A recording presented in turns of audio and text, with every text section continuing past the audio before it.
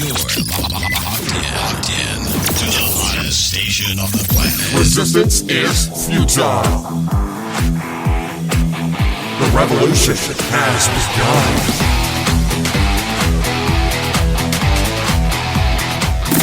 You're listening to Rebelpreneur Radio, helping you break the rules and build the business you need for the life you want. And now, broadcasting his pirate signal from somewhere beyond the status quo, here's your host, best-selling author, marketing and media strategist, Ralph Brogden. Hello and welcome to Rebelpreneur Radio. It's the show that helps you build the business you need so you can live the life you want.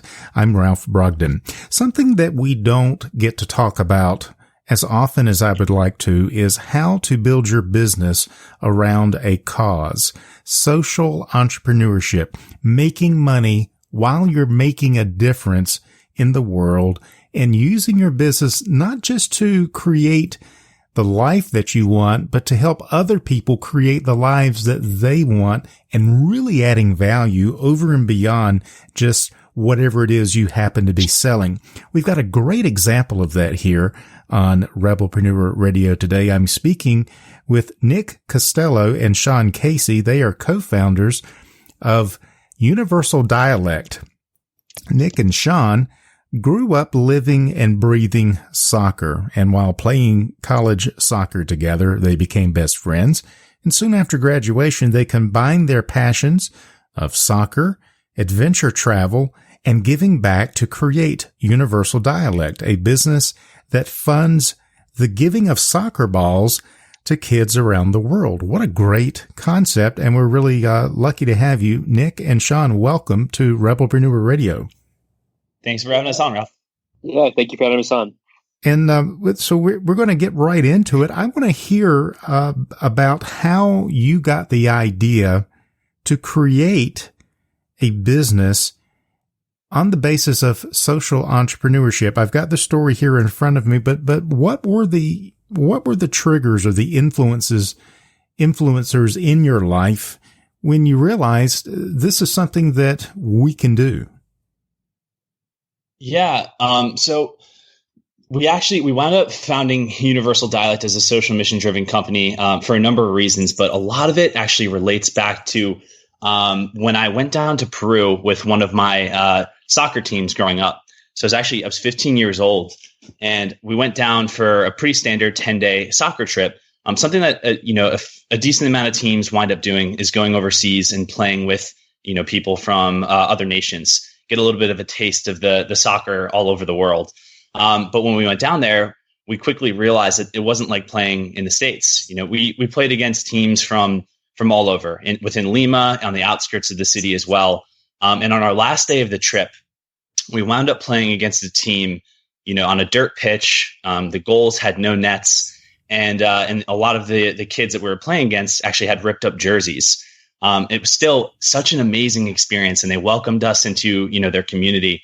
But afterwards, we were all boarding the bus to drive back to Lima to stay in a hotel, pretty much getting ready to fly back to the United States. When one of my teammates actually took his soccer ball, and realizing that these kids really didn't have much equipment at all, he left the bus and gave a soccer ball away to one of the kids that we played against. It was that moment actually where the rest of our bus got up and we gave away a lot of our gear, and it was this magical moment where we realized that we're going to fly back to the United States. We have probably 5 or 6 soccer balls sitting in our garages, but these kids didn't really have anything. And to be able to do that and make an impact through soccer just felt amazing to us. So as time went on, just thinking back to this moment, really we started to think about, all right, well, how can we make an impact through soccer, through this game that we love? Sean and I both grew up playing the game. And once we connected and spoke about this issue, we realized that we had to do something about it. Very cool. And I can relate to that somewhat. Not that I'm an athlete or a soccer player, but I have been to Central America and saw the poverty and the kids playing in the neighborhood and out there amongst the what little possessions that they had. And one thing I noticed wherever I went is that there was always some kind of a pickup game of soccer with or without nets, just wherever they were, with a little rubber ball or whatever they could find. But it seemed like a universal thing that brought people together. You didn't have a lot of expensive equipment, but you did need the basics, and that would be some kind of a soccer ball. Yeah, and that's actually something that we realized as well. Sean and I, both had the privilege of traveling around, and what we realized, especially in the developing world, is that anywhere you go, you'll find people that are itching to play pickup soccer. So luckily, because we were pretty familiar with the game, we could hop onto a football pitch and connect with anybody through the game. It's this universal language of sorts where even if you're not speaking the same verbal language, you connect through the language of the game. It's the body language and even just the smiles. So it was really at that moment then through our travels where we realized that, this is really a thing that's going on all over the world, and we can do something about it. So we decided to build a sustainable business that funds the giving of soccer balls to kids around the world. Very neat. And I imagine that's where you got the name Universal Dialect from in your branding, which is very excellent, by the way. Is that universal language that we all speak of having fun and sports and kids? And even if you don't speak the language, there's still a connection there around that sport. That's absolutely correct, Ralph. Like when we go down to different countries, we weren't able to speak the language in all cases. But if you put down a soccer ball, or even in some cases, just a wrapped up ball of yarn or whatever they have at the time, and you start playing soccer, either if it's in the streets or on the beach with sandcastles with, this wrapped up ball of yarn or whatever you can get your hands on, right? There's smiles. You guys are communicating through the game. There's no necessary verbal language needed. And that's why we thought it was the universal dialect in that case. And that's why we named it that way. What a great brand. And you're absolutely right. I went through some neighborhoods where they didn't have windows. They didn't have doors. They were living in just whatever scraps that they can put together for a house to keep the rain off. But the kids, they always had some kind of a something to kick around, to imitate their football, their soccer. Of course, we call it soccer here, but it's football in most parts of the world. But that seemed to be like, anybody can do that. There's really no, there's no, well, at least the barriers to entry are very low. But it does help to have a nice soccer ball. So you guys put together, this business, that gives back. Speak to me about the business side of it. What kind of a business did you create to support this social mission? Yeah, that's a good question, Ralph. So on our end, we kind of view it as two different ways. At the base of what we are, we're an adventure company. So Universal Dialect is an adventure company. We target the soccer community in the US. That's who our community, that's who our tribe is. And we aim to make the most versatile products in terms of our business and what we sell to our end user. Because we noticed that when we play the game here, there is the dry fits of the world, the really technical clothing, and then there's more streetwear that you wear out, but there's no in the middle, or it's hard to really merge that gap. So we try to design clothing that the soccer community would love. They can play soccer with it, play pickup with it, but also go out in it. So that's the problem we try to solve from a product standpoint. And then in terms of the adventure, our whole brand is built around going out and grabbing life. Now, grabbing life for someone in the US is a little bit different than someone abroad. Like you mentioned, someone in Central America, they don't even have a soccer ball. So our mission is to give them a soccer ball so they can play the game they love. Here, you can afford the soccer ball, but sometimes you get a little, swamped at work, life gets in the way, and even though you kind of have the means in terms of the money to go out and afford these things, like a soccer ball, let's say, right? You don't end up going out and meeting up with friends or playing pickup, etc. So our brand's built around getting out there, having daily adventures locally, and then giving adventures abroad. So in Central America, giving that soccer ball so that those kids abroad can have an adventure over there. Excellent. So your product line is like adventure tees, beanies, caps, gear, that sort of thing. Yep, that's correct. Yeah, we went through about a year-long process of designing the clothing. So, and Nick can even speak to this more because he was really integral in this design process. But from sourcing the fabric to testing it with ourselves multiple times and our friends, to making sure the fit was right and the clothing was up to par, because you want it really like a top class product if we're going to launch. So it was mainly we have tees, we have beanies, we have hats, but only a few product lines, because we said we want to do it well, not just kind of put out a ton of products and have this huge line, but then lose track of quality and really what we went out to do, which is create this versatile product for the community, the soccer community in the US, that can work in athletic type environments, like a pickup game, but also be worn out and have a nice, sleek look. Very neat. And so how long have you been up and running and selling your products? Yeah, so we started the company back in 2018. And, we were working around the clock, just focused on, trying to build the product. And even more importantly, throughout the 2 years prior, we were giving away soccer balls around the world. It was something that was really important to us, is that if we're creating, this social mission driven brand, and it's something we care so deeply about, we have to actually go out and do the soccer adventure, right? To give these balls in the developing world, just to talk about it is one thing, and to go and deliver on it is another. So that's what we were focused on. But we actually launched product pretty recently. We launched back in the end of October of 2019. So we've been up and running since then. Wow. And what is interesting here in this whole discussion, and I want to ask you to get you guys to give us your advice on how our listeners can take the thing that they're passionate about, their cause, or the social movement that they want to create and build a business around it. What recommendations you have for them. But what's interesting here is, according to this, you were building this business around your passion while also working a full-time job. Tell us how in the world did you make that possible?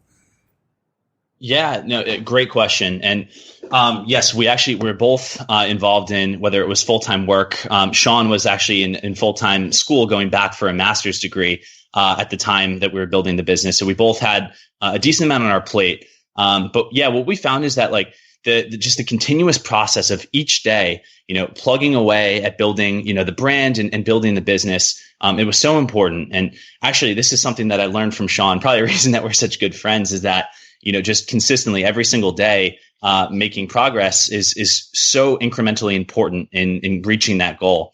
And I say that I learned this from Sean because the two of us actually studied together a lot since we attended college together as well. And he would always tell me that just for a specific test in finance that we were both studying for at the time, called the CFA, is just every single day, getting the hours in that are needed to progress towards your goal. Now, I think the same exact process applies to building a business on the side. And what's also amazing about that is, we're bootstrapped. We don't have any investors. We're able to take a lot of the cash that we were earning and plug it back into the business to get to where we are now. So I think, building a business on the side is really a smart way to go when you're launching something and you want to keep all of the equity. Excellent. I love that. That really, I think, is the Rebelpreneur mindset. Keeping an open mind, being flexible in your approach, not prejudging and saying, well, in order to do this, I have to do it this way. And I have to stop working and go, burn my bridges and go start this business. Or I have to get investors like I see on Shark Tank, or I have to go get in debt and get a big business loan, to buy a lot of things I don't need. You have really embodied, both of you have really embodied the Rebelpreneur mindset. What would you say to people who are listening to this and they're trying to get their business off the ground, and it seems more like drudgery than reward?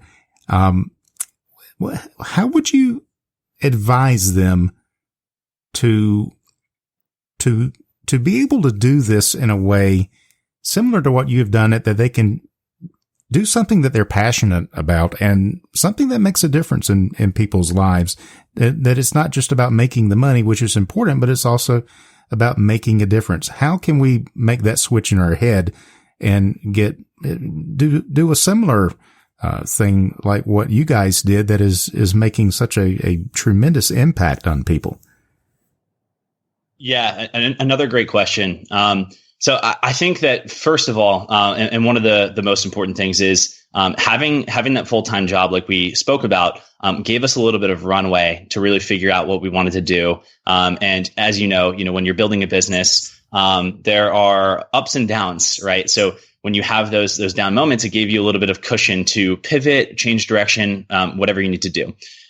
More importantly than that, though, and I think that something that a lot of the listeners, might be able to take action on, is that we found that if you build a business at the crossroads of your passions, that's when you will have the most success. And what I mean by that is for Universal Dialect, specifically for me and Sean, it's at the crossroads of three of our greatest passions, which is soccer, travel, and giving back.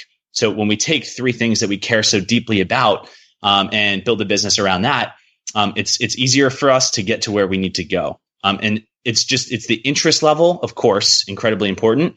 But on top of that, it's also when you do have those lows and those down moments, because you care so deeply about the crossroads of your passions and the things that you are creating the business around, you'll be able to dig in and you'll be able to get through those tough moments.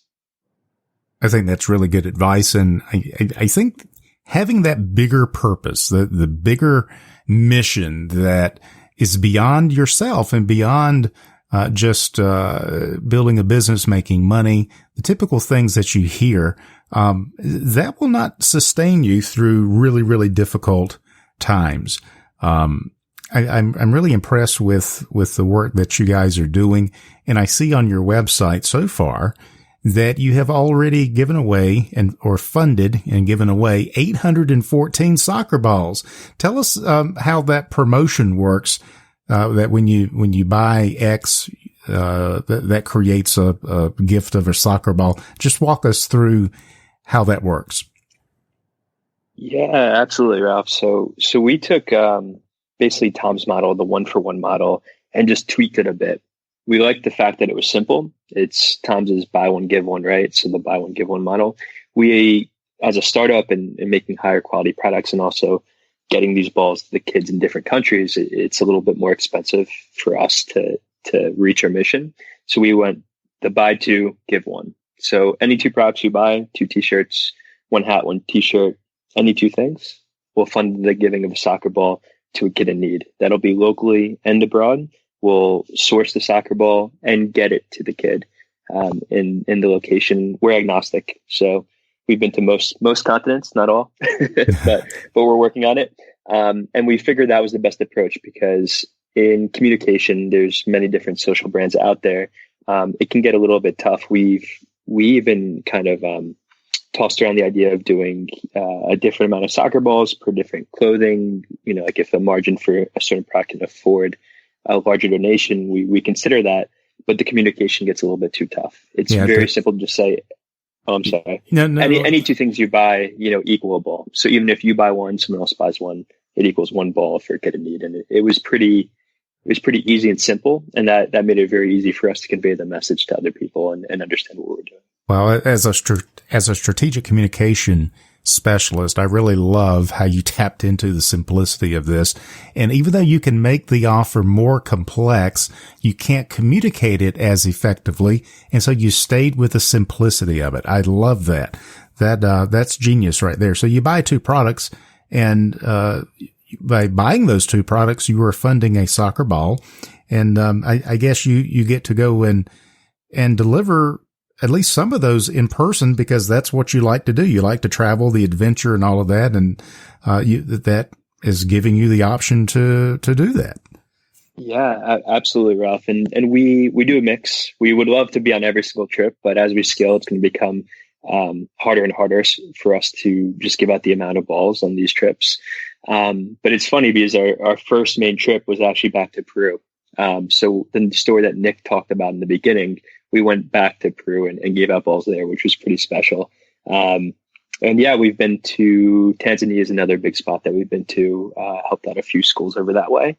And then besides that, what we'll work through, or how we give out soccer balls, is we'll work through different nonprofits, ones that we vet and ones that we can verify that the balls are actually getting to the kids in need. We pretty much verify that with different visuals, so like video content that they'll send back to us of the kids using the balls and where it ends up being located.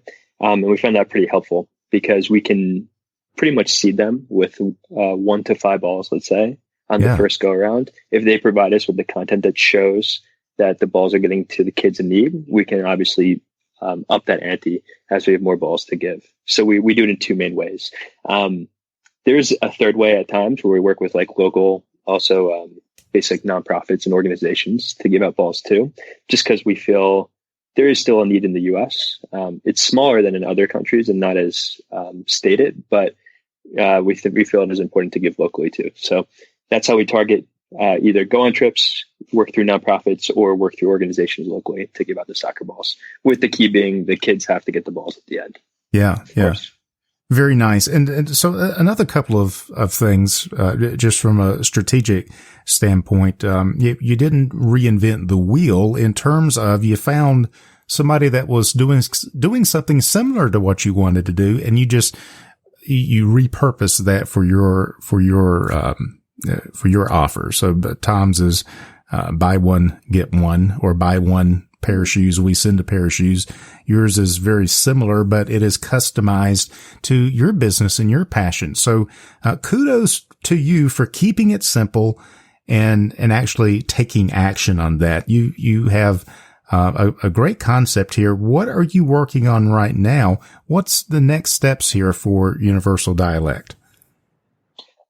We can't wait. So this is a big one. It's probably a little bit of poor timing in terms of what's going on in the world, but we could not be more happy to announce that we partnered with Explorers Passage, which is basically a company that runs adventures around the world to some of the most really craziest places like Antarctica, Kilimanjaro, etc., to host a trip with them to Costa Rica next year. So what we found is that these giving trips are incredibly special to us. And a lot of the people who support us will say are true 100 fans, let's say. Also love the idea of, giving back. And when you're there on one of these giving trips, there's nothing that beats it, Ralph. Like there's this experience that you have, you connect with the kids, you see exactly like how excited they are when they get this soccer ball, the difference that you make, and it makes you just more excited, gives you more energy, more vigor to do more. So we figured that we should bring people on a trip with us.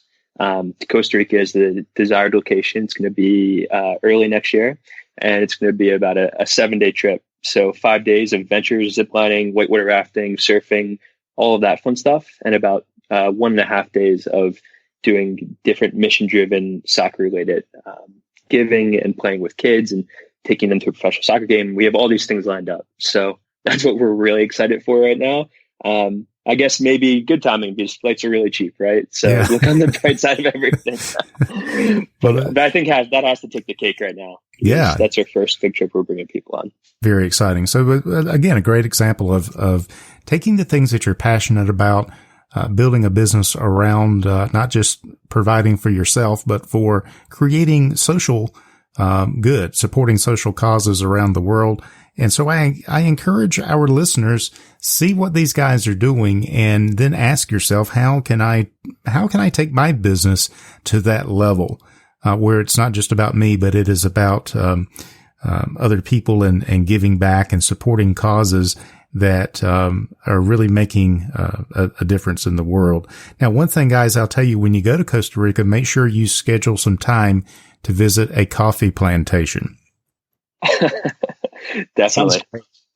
We're surprised we haven't worked it into the itinerary with Explorers Passage yet, but on that recommendation, I think we're going to have to do that. You got to do that. There's nothing to compare to drinking coffee on the coffee plantation right there in Costa Rica. I personally think it's the best in the world, but you let me know what you think when you guys get down there. Absolutely. This has really been a super conversation. Any final thoughts or words of wisdom or words of encouragement that you would like to share with our listeners as we wrap up? Yeah, and again, super appreciative for you having us on. I think the main thing that we want to get across here is that we all can get out there and grab life, right? And if we start to view adventure as a mindset and really try to grab life in all that we do, whether it's relationships, career, community, I think we'll all be happier as a result. And I think that it's also, for us, really important to get out there and through living our own lives, we can also do a bit of good around the world. That's what really makes social entrepreneurship such a beautiful thing. So again, thank you for having us on. Really appreciative and hope everyone gets out there and starts grabbing life. Yeah, absolutely. I've been speaking with Nick Costelloe and Sean Casey. They have combined their passions of soccer, adventure travel, and giving back to create Universal Dialect, a business that funds the giving of soccer balls to kids around the world. You can check them out at universaldialect.com, and we'll have that link on the Rebelpreneur website as well. Nick and Sean, thank you so much for your time, and keep up the good work in all of your endeavors. We wish you the best. Thank you so much for having us on. You too. Thanks, Ralph. You've been listening to Rebelpreneur Radio with Ralph Brogden. Download the show notes and much more at rebelpreneur.com.